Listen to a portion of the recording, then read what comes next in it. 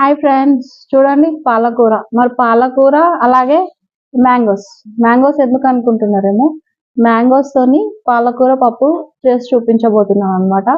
So ఇది ఎందుకు cut చేశారు అనుకోవచ్చు. ఇది అంటే సీజన్ అయిపోవచ్చింది కదండి.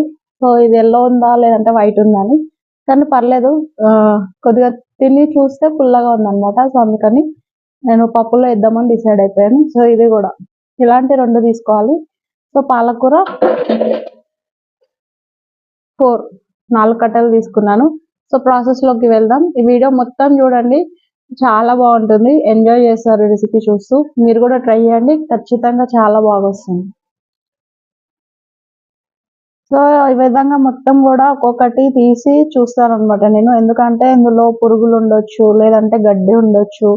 ఈ మధ్య న్యూస్ ఛానల్లో కూడా మనం చూసాం కదా, ఒక చిన్న పాము ఆకుకూరలలో వచ్చి చిన్న పిల్లలు చనిపోయారని చెప్పి. సో అప్పటి నుండి నేను చాలా కేర్ తీసుకుంటానండి ఆకుకూరల విషయంలో.